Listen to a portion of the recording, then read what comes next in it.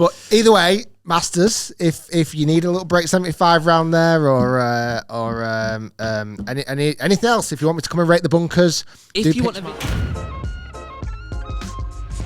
Hey guys, welcome back to the Rick Shiels Golf Show podcast, everybody. I'm your host, Rick Shiels. I'm here with co-host Guy, episode 125. Yes. It's Masters Week. Yes. Tiger is in town. Yes. At Augusta, not here in town. Salford. I feel like suddenly the golf world has reunited and electrified, and I feel outrageously excited, as you might be able to tell. Yes. I can't wait for Thursday. Masters Week for me is one of the best weeks of the year. It really is. Yes. Apart from that, we're going to make a killer podcast, hopefully. So. We'll see. No, I think, yeah, you're right. Obviously, it is Masters Week, and is it the Masters is arguably the best major. There's arguments for the Open, there's arguments for the Masters. I think they're the main two, let's be honest.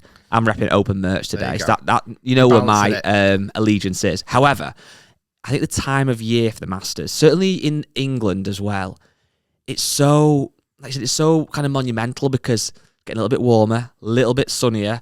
Hours moves, we've got more golf at night, and then that was a rubbish clap. You do a good clap for me.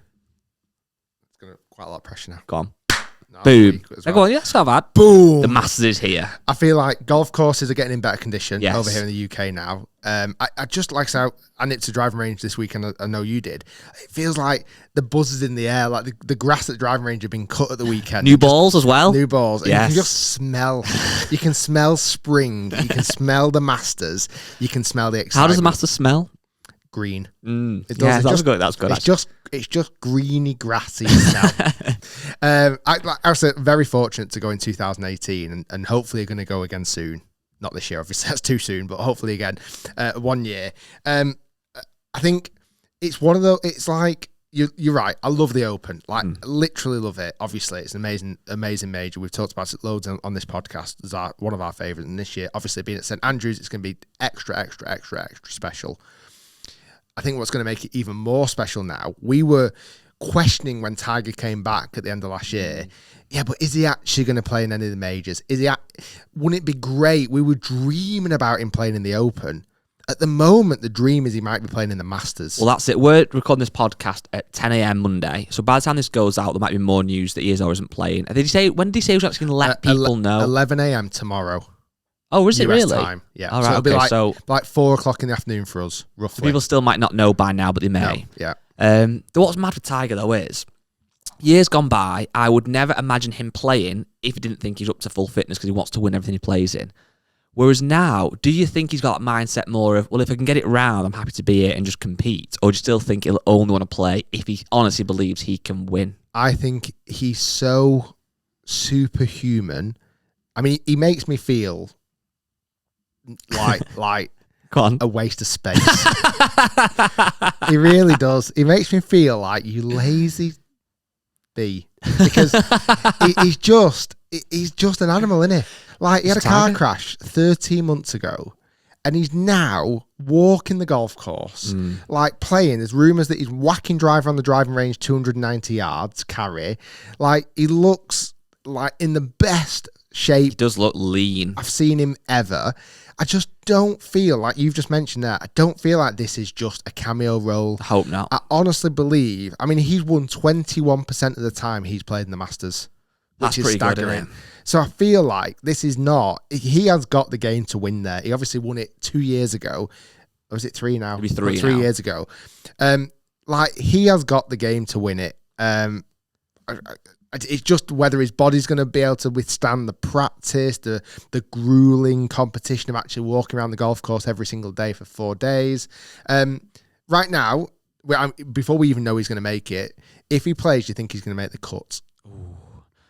I think the only thing I would say is you never know what Tiger's going to do you? Like, he literally could come out and win this. I wouldn't put it past him. But I do think this year you have got to be realistic, because surely, even if he's in it well, he will have lost some of that competitive edge, and that is what Tiger was. Although his skill sets, obviously on the golf course, were amazing, his putting, his iron play, but one of his biggest strengths was mental strength, and it's just his relentlessness to win. Without playing that many competitions recently, obviously, he's going to have lost some of that, surely. So I think, for me, if he makes the cut, that will be a big deal. And then from there, we can maybe look at What do you think? Getting excited. I'd love to see him in Sunday red. Yeah. Whatever happens, I'd love to see him walking around on Sunday in red, wherever he's placed in the leaderboard, obviously making the cut. But for me, it's like, how does he do it? Like, how does he keep the whole world on like the edge of the seats? In the sense that, obviously, had a car crash 13 months ago. He came back end of last year and played that father and son event, with Charlie. Like, how does he then come back and like tease? Because his original press conference at the end of last year was like, he doesn't know if he's going to be able to play again competitively, never mind playing in majors. Like, how does he do it where he's like, he tricks us? Because like now he is playing and he is walking around the golf course and he does look good. And it's like... Well, the big thing was, would he actually ever walk again? Like, he thought he might literally lose his leg after the car crash. So his first thing was, can I walk? Which obviously he can now walk. Then it was, can I swing a club? Then short irons, etc. Now he's smacking drive like he's a 290. Madness. I think what almost worries me about Tiger, though, not worries me, that's the wrong word, but what intrigues me maybe is a better word. Rightly so, there is so much buzz around him right now. Like, obviously, and he deserves that, and I'm one of his biggest fans. But what will happen when he does retire? Like, genuinely, like who else has this pull? I know it does, and we've seen major tournaments without Tiger. Obviously, the last few years he had that real spell where he didn't play in majors for a long time, and then in last year he didn't play in any majors. There's still interest there and there's still characters in there. But I don't think, or there isn't anybody, and I don't know if there is ever going to be anybody that really gets that buzz early. Like, if Tiger wasn't playing in the Masters this week, would I be as buzzing today because it's Masters week? Probably not. No, I'd say you're a 10 out of 10 now. You'd be a nice 7. Yeah, I'm excited. It's Masters week, but with Tiger in, it's like, oh my God, can't wait. The only other golfer that did this, and was it last year or the year before, Bryson? Yeah, when his distance. When Bryson came in and it was like, oh my God, he's hitting it so much further. That's kind of fizzled a little bit. Yeah. Because we've seen it now. We've seen that he's not going to win every single tournament because he's hitting it 400 yards. You know what I mean? But there's, just something different about it. Well, you know you are a superstar of the golfing world when your footwear makes absolute headlines. Mental. And I woke up this morning, I'm sure you have seen it as well, spoke about it before, the huge news, and it might sound ridiculous, but this is huge news, that Tiger Woods, at this moment in time, is not wearing Nike footwear. So, rewind time a little bit. He's been wearing Nike since he very first turned pro, wasn't he? Well, I actually think, I might be wrong in saying this, but he's obviously used loads of different hardware brands. So he used Cobra Driver, he's used Titleist, he's obviously used Nike, now he's used TaylorMade, there's probably a few others in there. He's used Titleist irons, Bridgestone ball, Scotty Cameron putter. We've seen him have different stuff in the bag. But as far as even his amateur days, I'm not sure, so someone might quote correct us on this. I've always known him in Nike footwear. Always. Like, I've never known him since when he first hit the scenes. He has always worn Nike. And right now, as he steps out onto the practice ground on Sunday yesterday, and he's doing some preparation ready for the Masters this week, I didn't spot it at first. I just presumed it was a black pair of new, like, Tiger Woods golf shoes, really. On closer inspection, some of the journalists on site have taken some very, very close-up imagery of what appears, and I believe it has been confirmed by reliable sources, he's wearing FootJoy shoes. Wow. Which, again, to a lot of people listening might think, bloody hell, Rick, there's so many things going on in the world. Do we care about this? But in a weird way, in golf, like, it is a big deal. Well, it's huge. It's a huge deal when, I think, for Nike worldwide, Tiger is one of the biggest ever athletes. You've obviously got Michael Jordan, you've got Ronaldo, and you've got Tiger. And he's been literally, since, like I said, since he turned pro, he signed a contract with Nike. And even, I'm sure when he got in the World Hall of Fame today, Phil Knight from Nike was actually there. I'm sure he was. And actually, Phil Knight, the guy who created Nike, wrote a book that's really interesting and talked about Tiger in there, and they're very kind of close friends, obviously have a great relationship. So Tiger's still wearing on Nike apparel right now.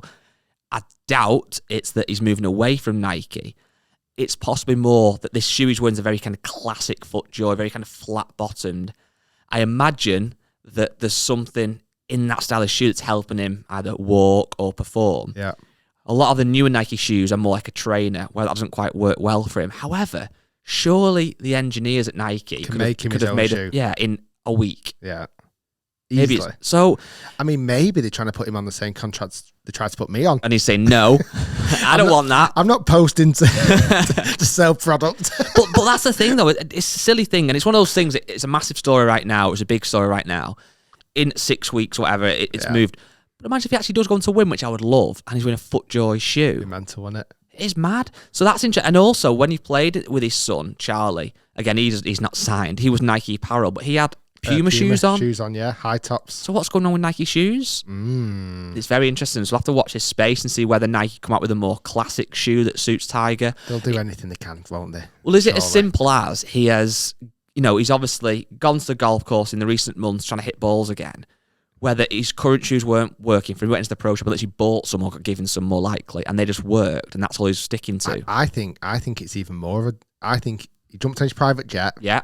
It's a big circus now following Tiger around. You've got a lot of people there. You've got the security guards, his girlfriend, I think, still girlfriend. I don't think they're married, are they? I don't think so. Maybe his kids were jumping on the plane. It's hard with kids. When you got kids, like, you got to look after him. You got to make sure they're being fed and watered and all that good stuff. And it might have just been the fact that he had a little shoe bag on the tarmac. Yes. In Jupiter.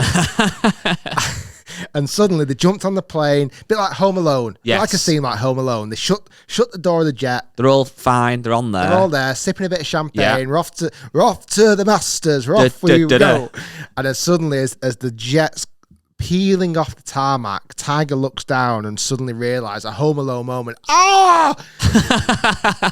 His bag of Nike footwear has been left on the tarmac, and he flies into Augusta and he legs it. He's not run for 13 months. But the speed is incredible. He legs it down Magnolia Lane. I've seen a little meme recently of like a clip of like Forrest Gump, when like he gets rid of his shackles off his legs and stuff. Forrest Gump running down. Hat on backwards, sunglasses. He barges into the pro shop and it says, Jeffrey. Don't know why Jeffrey. Yeah, I feel like Jeffrey Knox might be in there. Okay. The marker that does that on Saturday and Sunday. Jeff, I need some footwear. This is sorry, Tiger. We're just booking a tea time for Colin for next week. Can I book on for 10:40 on Tuesday? Tuesday we've got a very big tournament on. What do you mean? I pay quadrillion dollars a year. Yeah. I want my tea time. Tiger stood there with a shoehorn trying on the footwear. He goes in the back.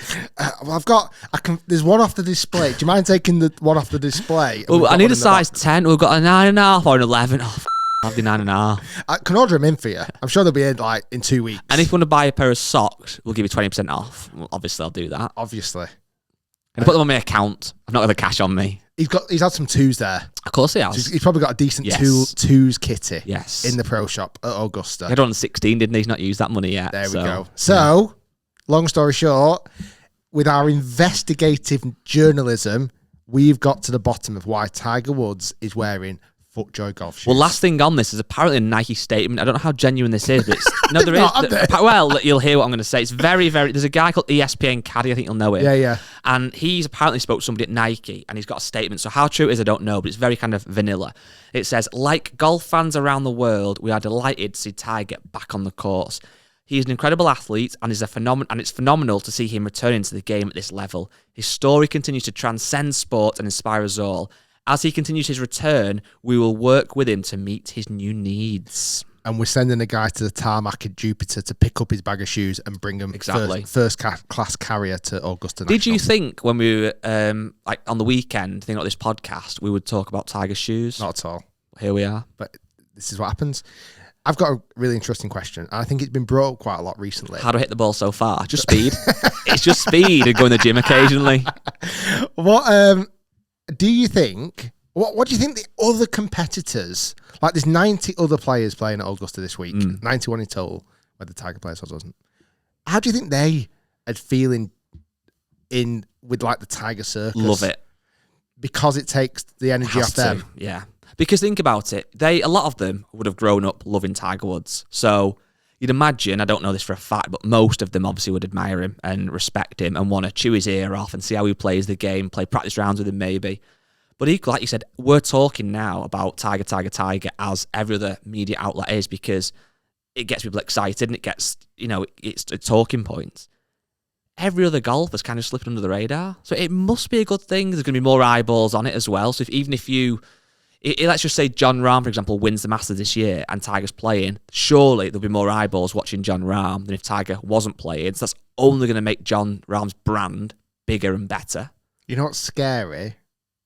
That this, and you hit the nail on the head right there. It takes the pressure off all the other players. Genuinely, and this is no disrespect to Jon Rahm, I'd almost forgot about someone like Jon Rahm this week. Yeah. Isn't it weird that? And that's wrong.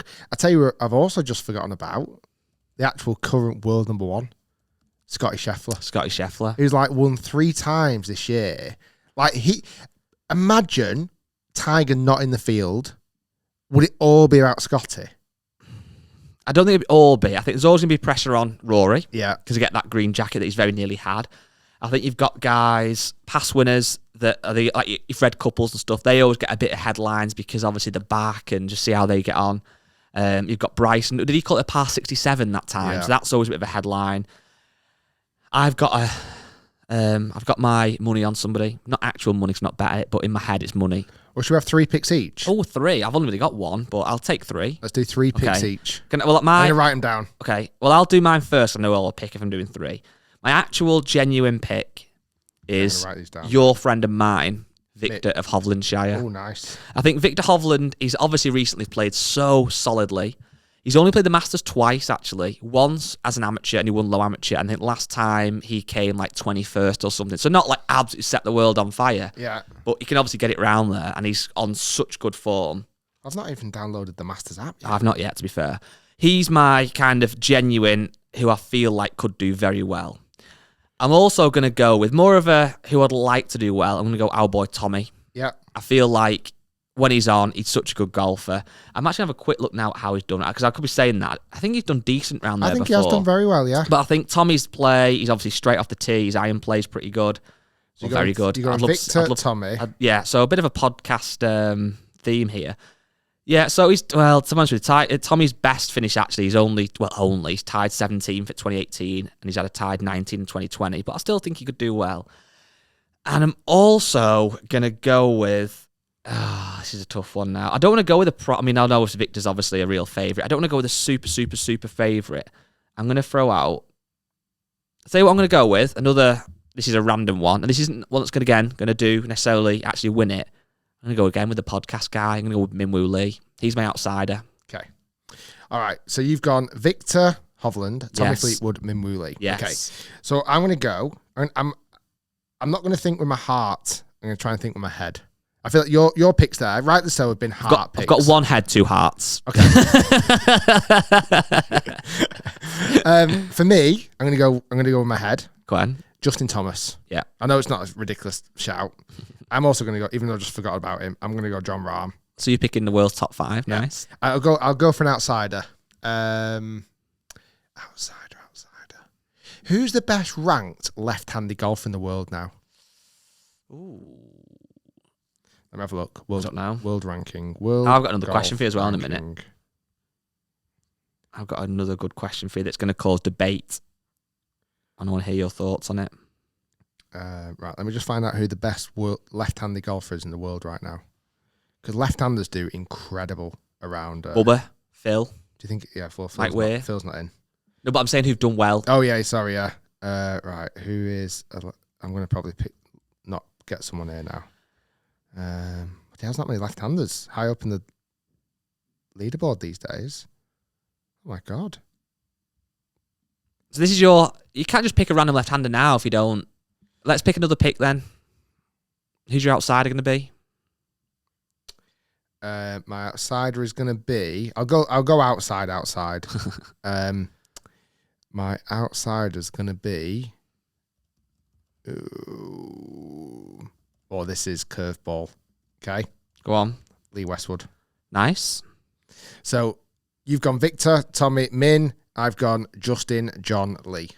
Right, very good. I've got a question for you. Yeah. And I want your honest opinion. And this might be a clip on the YouTube channel, so if you want to have your say, comment down below as always. If you're just listening in the car and you want to email us when it's safe to do so, and you're not driving, do so. It's podcast@rickshiels.com.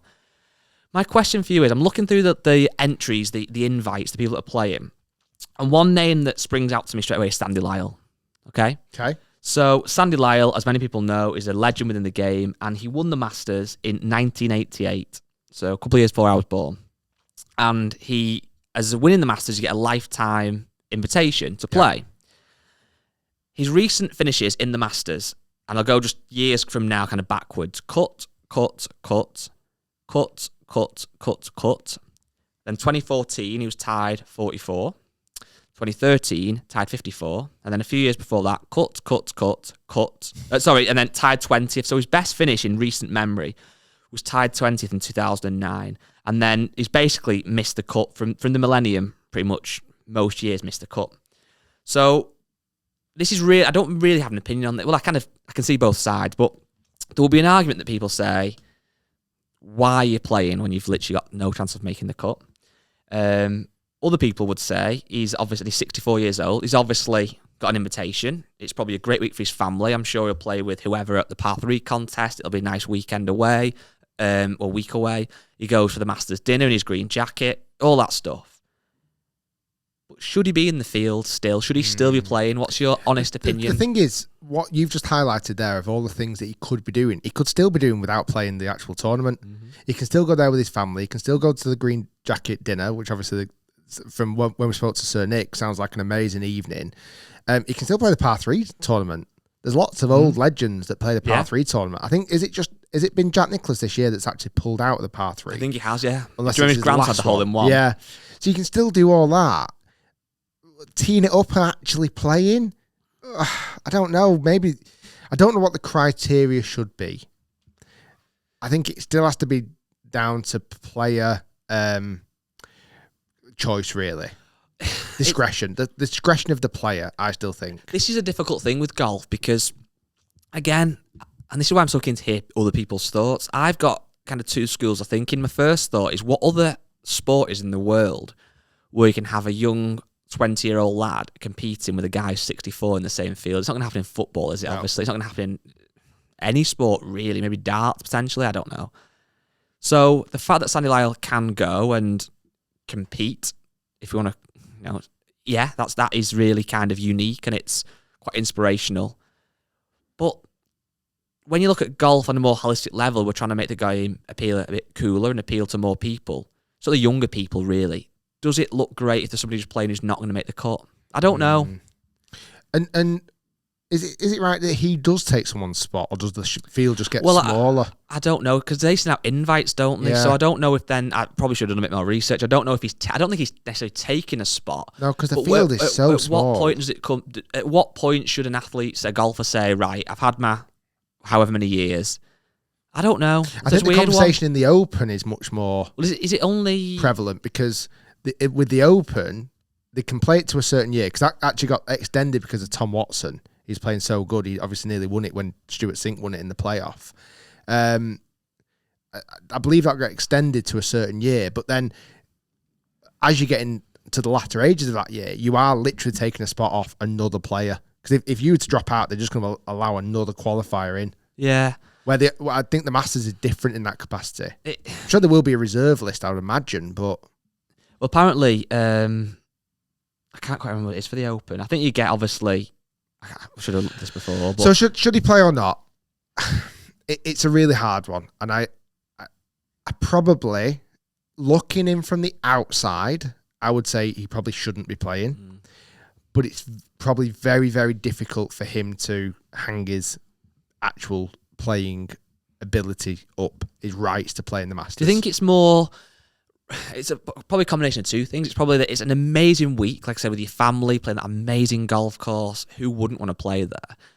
I wonder if it's almost a bit deeper than that as well. It's some like, you don't want to stop playing because it almost makes you feel like you're getting older in reality. Do you know what I mean? If he's won it in 1988 and played every year since then, and then suddenly you don't play 34 years later, that must feel quite strange. But you look at like Faldo, obviously we spoke to him.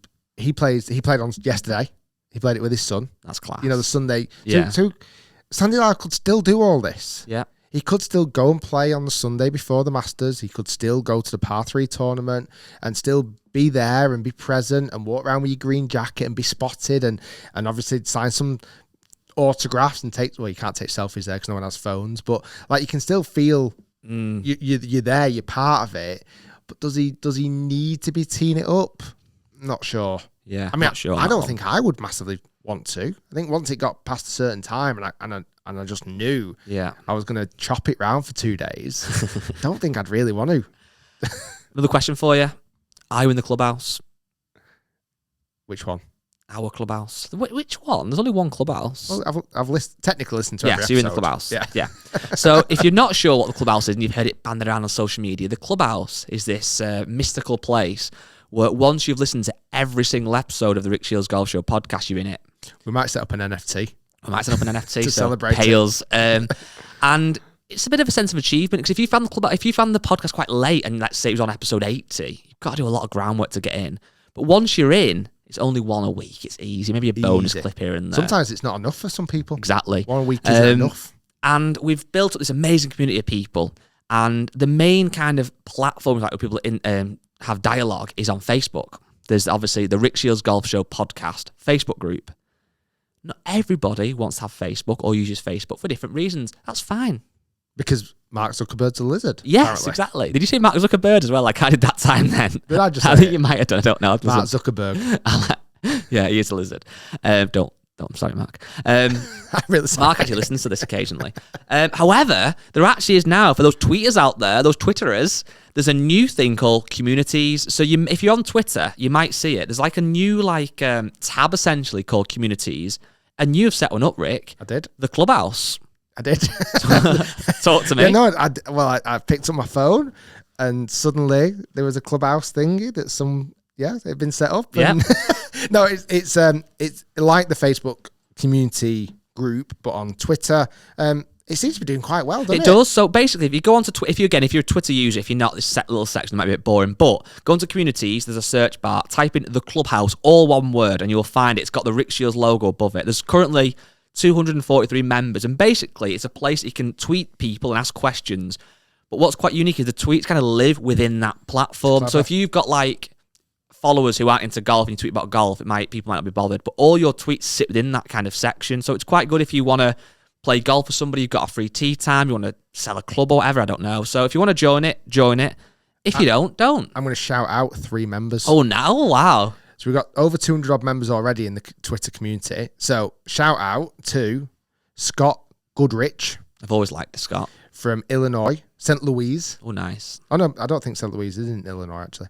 I'm going to pick names that I can pronounce. Patrick Oakley. Oakley, good guy, Oakers. Doesn't say where he's from, but in his banner, he's got the Matsuyama Caddy head nod from last year. Respect to the game. And then last one, a blue ticker. Oh, we've got a blue ticker in there. Sam Frost. Frosty. Bristol Rovers reporter for Bristol Live. I've always said I like Frosty. 100%. Imagine if he wasn't from Bristol. You know that time you and Frosty fell out? We don't talk about that, though. I'll tell the story. It was Frosty. When he had head covers on his irons and you went, get lost, Frosty. And he was like, don't call me Frosty in front of my wife. And you went, we always call you Frosty when you're your wife. You went, call us Frosto. And then you had a big fight. Last one, Aaron Lowe. Lowy. So, yeah, if you want to be shouted out randomly, join the Twitter community. You might not want to. Speaking of the podcast, though, I know while we're on the podcast, but just another little plug, and we did say we weren't going to talk about this again, but we are going to talk about it one more time, maybe 2 more times, is a live podcast show. So actually, we've had some intel from the people that kind of put it all together, and ticket sales have gone down quite nicely, Rick. But I think the downside was... Gone down with some... No, we've sold a good amount, truthfully. However, when we first announced it, it was quite a long way in advance. So I just want to give it a couple more pushes because people may have heard it a couple of months ago and thought, that's too far. I don't like thinking so far in the future. So if you are interested in watching this podcast live, it might be good. It might not be good. What's the date again? 28th of May. So that is a Saturday, the 28th of May. Put it in your diary, please, I best put it in my diary. And it is at Islington Assembly Hall, which is in London, apparently the Angel area. Doors open at 6:30 p.m. It will be more like a 7:30 to 8 vibe. And it should be quite run for an hour or so. If you want tickets, a few scoops. We can watch the football, all that jazz. Yeah, so if you want to come, if you're watching this video, there'll be a link in the description. If you're listening, again, there'll be this link in the description. If you do want to get tickets, the easiest way is to go on thepodcastshowlondon.com or just Google Rick Shiels Podcast Live London, something like that, and you'll find it. And it's really simple. You can get tickets on there. So we'd love to see you there. We might give it Should one be or two good. more plugs towards the We days kind of up. thought as being a headline act, even though John Robbins called me out on this, I thought we would have sold out in like 2 minutes. So did I. But obviously, who wants to watch a podcast live? I do not know. you guys listen and watch and do. I've got another question for you, Rick. Go for this it. time it's a Dear Rick. So it's from a guy called Jamie. I will leave his surname blank because he might not want his surname read out. He says, today was the first medal of the season, and I was really looking forward to it all week. I went up to the driving range a few times this last week, and I've been striking the ball really well. So I was confident of hitting a decent score. From the second hole in, we found we were stuck behind a very slow 3-ball. As it was a medal, we expected it to be slower pace than maybe a Stableford would be, but it was very, very slow, and this group in front were not letting us through. It got to the point we were waiting between 4 and 5 minutes, basically every shot hit into greens, etc. Eventually, my round became poor. I was irritable, and all that graft on the range all that week became pointless because my head had started to go. Do you have any tips on how to deal with this mentally? I've tried slowing it down, changing playing patterns in between shots, etc. But ultimately, I always lose my concentration whenever I'm playing golf, and it's slow play. Help, Rick, please. I think the only thing you can do is actually try and change your practice into more play scenario.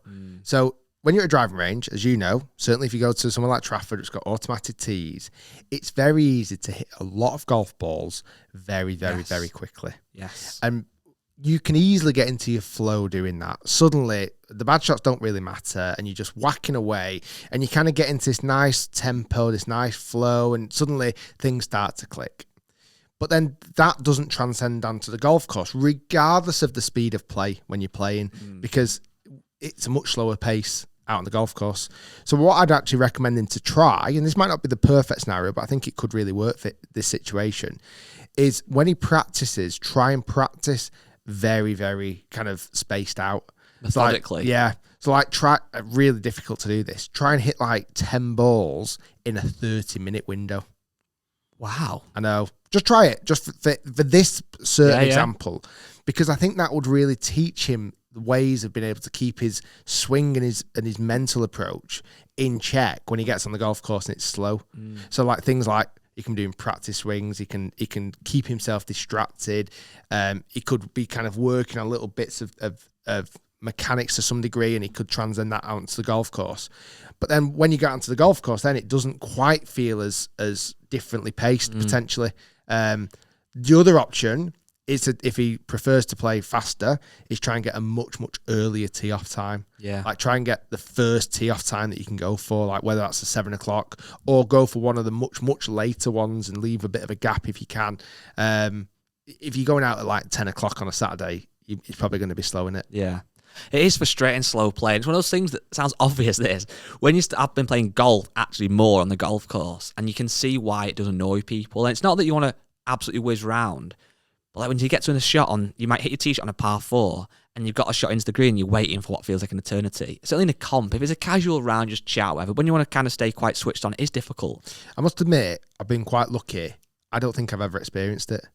I'd say the only, certainly in recent years, the only whether I'm the slow player, but in more recent years, the only time I've experienced it, and this sounds daft, and it might come on to my next story quite nicely, experienced it at mini golf, when it's just like painstakingly slow, and you've got like 6 groups every hole, and you've got to watch like the kid knock it around the hole 15 times before you get it in. To avoid that, this weekend I went playing mini golf, but we went early, way before the rush, and it was much more pleasurable. Well, that's the. Did you take Scotty Camerons and Pro V1s? No, I didn't actually. But something happened that at the time I didn't think it offended me, but afterwards it's really grated on me. Go on. So we went with another family. Okay, so there was me, my wife, and 3 kids, and another family couple. They have 2 kids at school, whatever. Parents really got on. So is it the fact they didn't bring a laser rangefinder? They don't play golf at all. So I was the only golfer. Did you take a glove with you and put it in your back pocket? I didn't do anything. I thought I'll play legit. So we got there, and obviously the expectation level is fairly high. Okay. Yeah. or certainly I think the expectation level's fairly high. They probably don't really care how you play, but you I think feel like I think other dad was quite competitive. Okay. So to the point where like the first hole kind of I did it in like 3, like quite whatever standard. Okay. He did it in 3, and he was like, at the time I didn't think it was going to be a big deal. He went, I tied you on that hole. I thought, oh, here we go. It's going to be one of them, is it? So anyway, long story short, we played and we got round to the 16th. Okay. And the 16th hole, there's a shortcut. You can go up a hill and down a hole and through the tiger line, through a chute, and it shoots out to the hole. Okay. Yep. So I hit this one shot. I went up the hill and it just didn't quite get to the hill, and annoyingly scooted back down. So, for God's sake. So I went the safe route and ended up with a 3 or whatever. Mate of mine, never played golf before. Never really done money golf before. I know what's coming here. Goes the tiger route. Okay. Up the hill, perfect pace. Kind of swivels around the hole like a whirlwind and drops in. Boxed it. This is the chute. Right. Okay, you got the chute. Yeah. The chute comes down, out, whoosh, straight out. Okay. Now, still no guarantee it's going to go in. Yeah. I've seen many times. Yeah. Comes out, hits like the side of the hole and does like a full 360. Drops in for a hole in 1. Okay. Thinking, oh crap, he's beat me on that hole like comfortably. So at the time I thought it's not going to be a big deal. Doesn't matter. It was a big deal. Yeah, of course. It was a big deal to him more than it was to me, but it grated on me. So next hole, really tough, like ridiculously hard hole. Struck your next one on the par 3 course, hard hole. on the mini golf course. It's the one with the spine going down. It's the 17th of the one at Trafford with like the dinosaur spine. Yes. Did he wonder what you were doing when you had to do an aim point? So I'm there, and so how we did it, the 5 kids played in the group in front of us and the 4 adults played in the group behind. Okay. So the 5 kids were kind of messing about and whatever, jumping onto the next hole and whatever. But my eldest daughter kind of was hanging around our group a little bit. So Daddy, why is that man winning? Daddy, I thought you were good at golf. Why are you not winning this? So anyway, the one with the spine, I hit right into the chute, like so hard to do that, right into the spine. Okay, so it's coming down the tunnel, right? So I hit it was like a silver ball. Okay, quite a nice silver ball, straight in the tunnel. Silver ball shoots down this spine. Okay. Gets to the end, I'm thinking, this is guaranteed in. Like, this one, I know it's going to go in, right? At the end, out pops a gold ball. Ooh, so it's been a bit of clog up there. A gold ball goes straight in the hole. Oh, my days. My daughter is laughing her head off because what she'd done, not knowing, she'd put her gold ball at the end of the tunnel, hoping that another ball would hit her ball and it'd go in. Did you discipline her? Yeah. Yeah, thank you. You will not come to mini golf again if you behave like that. How dare you embarrass me? You've embarrassed me, yourself, your mother. So I couldn't believe it. So she was laughing her head off. So like, I'm in this situation now where I kind of have to laugh. Yeah, but you don't want to laugh. I want to cry. I'm like, good one. Nice. So I went and got the ball, my silver ball. So I was like, I'll just have one more go. Have one more go. Cheating. Just in case, like, thinking. Actually, a penalty for hitting somebody else's ball. Should have gone in the hole, right? Should be a penalty, really. So then, I hit it up the chute. I'm like, oh, that's fine. I can't believe I've done it twice. Can't believe I've done it twice. Going back down the chute, innit? Came out the chute with, like, a little, like, pop, like, no energy. So, anyway. Really hit you hard on it, that. It really hurt. So then... we planned then to go on the proper driving range. Now here we go. But we decided to go to the arcade instead. You're getting too competitive. This is ridiculous in the arcade. Just a very quick story. So me and the other couple, we spent on all the rides and all. It's ridiculous. Arcades is such a rip-off. Those bloody grabby things where you try and grab a toy. I hate all but that. You just think you're going to win. So annoying. How do you spend? £30 each couple. God. And they walked out with literally a packet of sweets. Yeah, pathetic. Yeah. Anyway. That was it. I've got a story you know about, and again, it's a bit of a controversial one. So, I'll go with your lead if you want to name the golf club or not on this. The golfers stripped of a competition for not attending presentation. Is this the one that my mum texted me about? Yes. You want to mention the club or not? I think we should, yeah. Yeah, okay. So, Stockport Golf Club, which is a golf course very, very close to us. We've actually filmed the Brick 75 there before, a couple of videos, yeah. I've played there. What a golf course. It's unbelievable. One of my favourites. For some reason, you know when you go to a golf course and you just get a vibe for it? We've played there a couple... Well, I played with you... Well, start again. We filmed there and I've played on my own one time when I went that day thinking of ideas. Do you remember? Of course, I did. Come back with some great ideas. And it's just a golf course that's got... Yeah, the course is stunning. So Stockport Golf Club, big shout out to the actual course. It's got tradition, which might be the thing that's slightly holding it back, but it doesn't feel snooty. Yeah. Like, it's not one of those ones where if I had my phone out, I wouldn't feel bad. And if I wore a hoodie, I wouldn't feel too bad. Gary the Pro, who actually has left recently, he's moved on to another golf course. He's unbelievable. Pro shop was great. Always really well stocked. Just a really, really, really, really, really nice vibe. However, I think there might be several Twitter accounts for the golf club. But anyway, they had a Twitter account, and had is the key word here. There was SGC, so Stockport Golf Club, Gents Comps. That was the @ username. And the tweet has since been deleted, as has the actual account, which is quite a big move. Wow. But basically, I can't actually find the actual tweet anywhere now, but I've seen an article on Golf Monthly about it. That's kind of how... viral, I'll use that term loosely, but viral in the golf world it went, where essentially there was a Saturday competition and it was a better ball, I think, and I believe 38 points won, 37 points came second, and then 36 points came third. Okay. But the team that got 38 and the team that got 37 didn't attend the presentation, so Stockport Golf Club decided to give it to the third place as first, if that makes sense.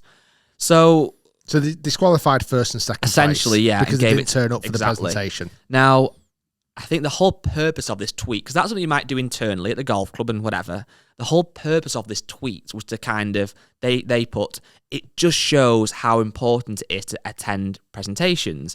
Now, again, the beauty of opinion, there might be a lot of people listening to this or watching this who completely agree with that and think, well, yeah, you should be at the presentation.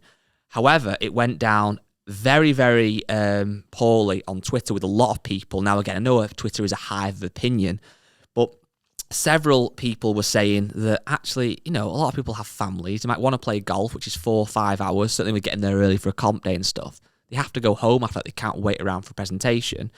Other people said it's a tough school, but they know the rules and traditions when they join. So it's not so much that the people, they might have moaned. It wasn't so much that the people who should have finished first and second were moaning. It was more the golf club kind of showing off their tradition that actually went down very, very poorly. They were trying to flex on the fact that they disqualified first and second, really, weren't they? Yeah, and somebody else tweeted that I could partially understand this if it was a major club championships or whatever, potentially. But for a 4-ball, better ball, Stableford, it kind of seems a little bit over the top. And it seems, it helps to fuel this kind of negative image that golf is elitist and old-fashioned. Yeah.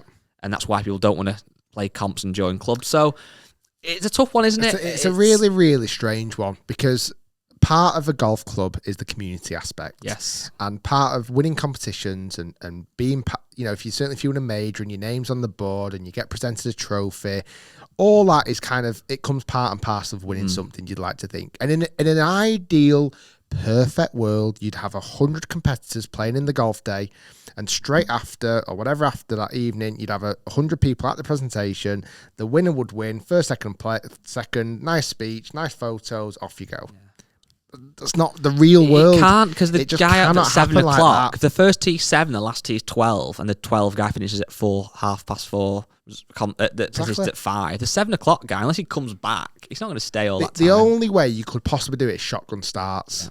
But even then it's very difficult. But if it was a shotgun start when everyone teed off at 9 o'clock and everyone was finished at 1 and you're in the bar anyway and whatever, quick presentation is Guy Charnock here, you've won longest drive again, shock. There you go, there's your longest drive award. Like, it kind of makes sense.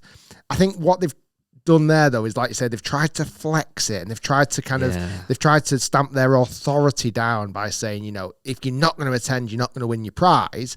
But there has to be justification here. There has to be some level of understanding. There has to be some level of coming up into the modern world where, if you're a modern family man, or you don't have to be a family man, just a modern man or modern person in general, you've got a lot of things going on. And golf sometimes is not every single minute of your Saturday. It's for 4 or 5 hours that you can afford to use to play golf and enjoy it, a sport that you love and maybe one you want to get better at.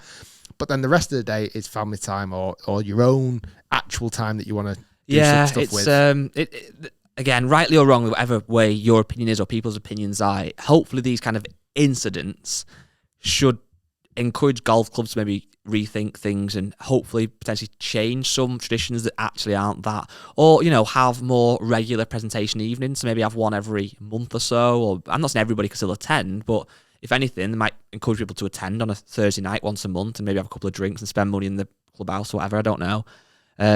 But it's interesting. I wonder if you'd ever get to a stage where it's almost like an award ceremony, like the Oscars or the Brits and stuff, and it's the like Oscars at Stockport Golf Club. Yeah, and it's like there might be some fighting again, but like you get one of those ones where it's like, oh, so Jim Smith couldn't make it today, but we're going live to Jim now at his home. Is his timeshare in Turkey?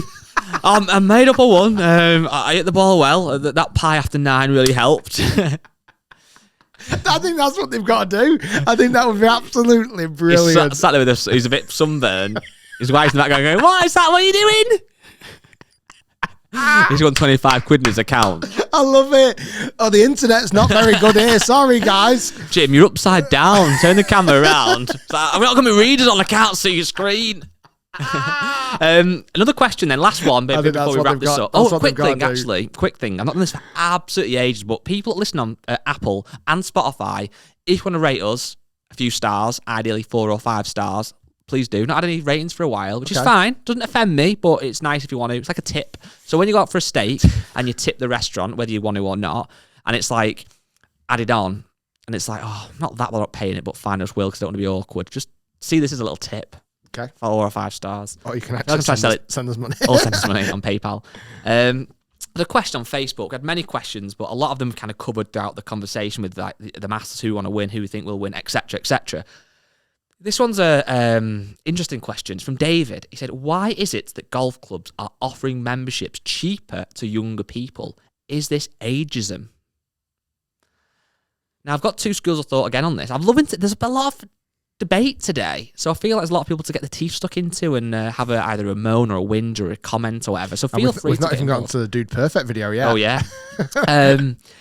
Basically, yes, golf clubs do often offer cheaper memberships. So when I've looked around before at memberships, you typically get a junior membership, which is fine. Up to 18 years old, it's normally or thankfully very cheap, and that's great. I think most people can get behind that because juniors that are obviously, if it's not them paying, it's the parents. It's a good way to get them into the sport. It's often, hopefully, if the golf course does a good job, can keep them as members potentially for life or for longer term. And they don't always get the same rights as the gents, do they? So they can't play on Saturday in the men's comp often or whatever. So there's certain things they cannot get. Yeah, which I don't think they should. I think they should get everything. Really. I think what I've seen in the past where some bitter older people have said, yeah, but they get to play six times a week. I've got to work. I'm like, yeah, but it's part of being a kid. You're going to play every day. I suppose, again, I think when I was a junior, we were allowed to play in the men's comps once we got to a 9 handicap or better. And I think the rationale behind that was that you're obviously at a good level, so you're going to hold your own on the golf course. I think, whatever, that's up for debate. I think with this, what he's probably alluding to a bit more is that often then at golf clubs you have like a cult membership, maybe 18 to 21. And then even now, a lot of golf clubs, you have like cheaper membership up to even like 35. Now, the reason behind the golf club doing that, I think, is because they want to encourage, again, this younger profile who will hopefully join and stay for longer. Obviously, thankfully, I'm under that age, 35. So if I went to a lot of these golf clubs, I would benefit from that. So to me, it's obviously a brilliant thing. However, if you're 40, 42 and you join a golf club and you're paying $2,000 a year and your mate who's 34 from work's paying 1,200 quid and they get everything the same, I could kind of understand why that might feel a bit annoying, but it's the golf club are doing it. It's a funny one, isn't it? Very simply has to do a spreadsheet with all their members and how old all their members are. And it's very easy to categorize and go, right, this is the situation. From 40-year-old and plus, we've got more members than we'll ever need, really. Right now we have anyway. From 40 to the grand old age of 100, we've got 75% of our membership right now. So under 40, we have to target. Yeah. So we can't offer them more. Yeah, you can't actually offer any more services. An extra 20 holes. Yeah. All you can do is offer a better rate to encourage the other 25%. And I'm making these numbers up really off the top of my head, but I'm probably not far off. For the rest of the golfing community, we have to bring those people in, and we have to do it at a price that is going to suit and is going to encourage them. Yeah. And also the other thing, it's governed by other golf clubs. You don't have to get one golf club in your area to do it. Yeah. And everyone has to do it, because you all have to kind of work. It's a bit like house prices. House prices are very much governed on your neighbours and stuff. How much it's going to sell for. So I think it's a very, very important and sensible decisions golf clubs make. And if golf clubs don't have to do it, well, then that's fine. They must be doing very well. Well, it's like my gym, for example, it's just one amount, I think, no matter what. There might be something for, like, pensioners potentially, I don't even know. Well, that's where it'd flip the other way. It'd go the opposite way. That's where over 55 or over 60, you'd get it for cheaper. Yeah, I can kind of get his point, and I do kind of understand that if you're joining a golf when you fall outside of a category, you might get a bit annoyed about it. But ultimately, it's quite simple why they do it, isn't it? If you're paying if you're paying the top right, it means you're in the majority, really. Yeah. It means you've got a lot of people at that age range being a member of the golf club. Yeah. I want to really talk about this. So over the weekend, Dude Perfect. Yes. So who are Dude Perfect? So it's 5 American blokes who have a YouTube channel, one of the biggest YouTube channels in the world, 53.8 million subscribers. Not bad. So doing all right. We're catching them up.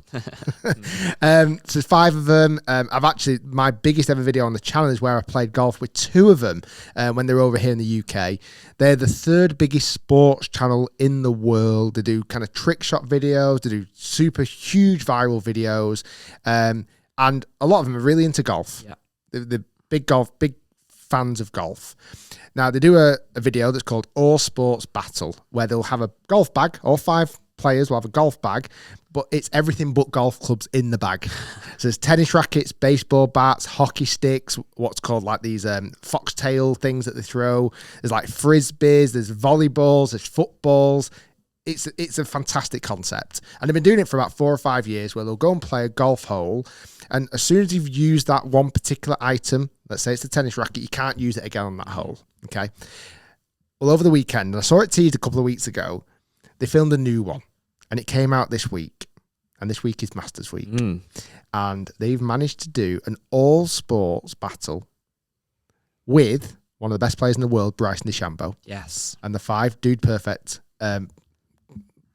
creators as such, players, have managed to do it on the 3 most famous golf holes in the whole of the world. The 11th, the 12th, and the 13th at Augusta National Golf Club. That is big. It's ridiculous. Huge. And I think it's so big because, as we know, and like I say, even speaking to Sir Nick a couple of weeks ago, how strict and on it Augusta are about their exclusivity and about their content creation. Like, bar the Masters, I tell you what, I reckon they have softened over the last few years, though, because of things like the amateur event that happened last week, the amateur girls, the drive, chip and putt, which has happened this weekend. That was class, by the way. I've not seen any of that yet. Honestly, I will watch it, though. It's ridiculous how good I've watched it is. it before. It is class. And now kind of things like this. They are obviously trying, slowly but surely, peeling back this kind of layer of shield that they've had so fixed for many, many years. The video's gone absolutely viral. It was -- 1 trending on YouTube in the first 6 hours. I think it's had nearly 4 million views as we speak right now. It's only been out 2 days. Been out a day, or 2 days. 2 days. I absolutely loved it. I absolutely loved every bit of it. It showed Augusta in a very different way. Like there was a moment where I think it was Bryson DeChambeau was lying down on the 13th green with a pool cue. What was that ball? It wasn't a pool. It was like a croquet ball, was it, or something? So trying to pot the ball, not a golf ball, a bigger ball, with a pool cue on the green at Augusta. It's crazy. And I just loved every bit of it. However, and I thought, the TV's gone off, but don't worry. I thought, for me, that 99.9% of the other people would love it too. Yes. It's not quite been that, has it? When you look at the comments actually on the video, from what I can see, are typically very, very positive, as you would imagine they are, because a lot of the people that comment are followers or fans or subscribers, whatever. On social media, though, there was a bit more, certainly on Bryson's, because Bryson put a picture on his Instagram, the guys that did Perfect did. On Bryson's in particular, there was a bit more negativity, possibly from the more kind of authentic golfers. I don't massively get the people not liking it. I think, well, the reason that people don't like it is because they see it as like almost the holy grail of golf, don't they? And this almost borderline disrespects it, which I don't think it does. I think my kind of take on it is that the Masters wants to grow their social presence, don't they? They want to grow their own YouTube channel, which does very, very well around the Masters week, as you can imagine. It gets millions and millions of views. They have all the rights to all the footage. If Tiger makes a hole in one, it's going on their channel. It'll get loads of views. So at the end of the video, Dude Perfect, shouted out the Masters channel and Bryson's channel. So they both got a huge kick out of it, you'd imagine. I think it's good, though, that, I think one thing you sometimes can get almost wrong is that you think that because it's quite a traditional tournament, and a lot of the people that you see there are middle-aged white men, that is all their team behind the scenes, and it will not be. They will have such a diverse workforce of younger people from different backgrounds who get what's going on. Same as the R&A. You might think incorrectly that the R&A is full of old middle-aged blokes. We know a lot of the staff there, and it isn't that at all. There's a lot of forward-thinking, very kind of progressive people who are clued up, and they get well paid because of the back, and they should do. So it's great to see things like the Masters and Augusta National embracing how to hit new audiences. And I think if you wanted to hit an audience that are into sport, it's definitely a way of doing it. Like I say, it depends. It'll be interesting to see if it makes any actual impact on how many people watch golf over the weekend, but it's not done it any harm. That's the big thing. It's not done it any harm at all. And I thought it was amazing. And from a content creator, I got a lot of people saying, "Oh, but you're jealous about it." I'm like, not even a tiny bit. Well, it's not. It's if anything, it's exciting because it's showing that one of the biggest golf tournaments in the world and one of the best venues in the world is now starting to open their arms, open the gates to social content. That's crazy. The only question I would have around it, and this has been super looking at it in a stupidly close, but a lot of the comments were, this is a great way to grow the game, which it may or may not. I don't know how you measure that. The only thing that sometimes slightly not upsets me is that we have to grow the game of golf by not actually playing golf. Like they weren't playing. Kind of loosely linked to golf by getting an object to a hole, but then it thinks, is golf that boring that we can't show it off to younger people by them just playing golf? It has to be a sport take on it. You with me? Yeah, whether they even had conversations about do we actually make it more golf authentic or not, but that's probably a different kind of chat. But it's a bit like, I think a lot of people, and I would have 100% been like this, thinking places like St Andrews would have been very, very closed gates. You're not doing anything. Yeah, we got permission to go and film around there, play in reverse with Minwoo Lee playing with Hickory clubs on a Sunday. I think the difference is now, though, is that there's something in it for them, isn't there, ultimately? Because the Masters, like I said, I don't know, we might be able to pull it up actually, but they will have gained off the back of that. Definitely subscribers, 100% they will have done. Now the only thing is, I think they've got theirs hidden. And I probably need you. I've checked my emails a lot. Yeah. And I've gone back for the last 6 months.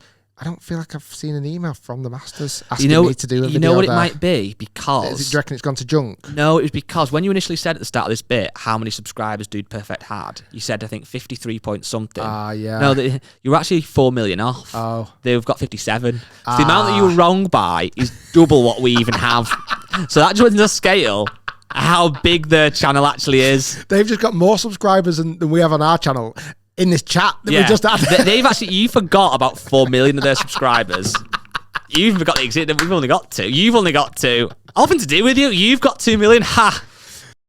But either way, Masters, if you need a little break 75 round there or anything else, if you want me to come and rate the bunkers, if you want a video that'll be seen at least 10 times less than the Dude Perfect one, we'll do it. At least 10 times less. Maybe 100 times less than the Dude Perfect one. They've got 4.5 million after what shows us one day. If we had 450,000 in that time, we'd be very happy. So but we'll be cheaper. We would be cheaper than Dude Perfect. I'm going to do a podcast maybe there and get 50,000 views, So, maybe. Masters, if you listen, yeah, we'll do a podcast as well. If you want to email with USPGA, if you want any content doing, what are you guys? I'm just thinking Masters. Masters, if you want to email podcast@rickshiels.com, we'll find out. Either way, yeah, at something at rickshiels.com. we will pay you. Yes, actually, we'll pay you to come and do it, please. Thank you. Right, anyway, enjoy the Masters, everyone, this week. I think it's going to be epic. I can't wait to see if Tiger's playing and all the other nice stuff that comes with the Masters. Very good, yeah. I'm going to have to buy some FootJoy shoes now. I know. Peace out, everyone. See you later. Bye.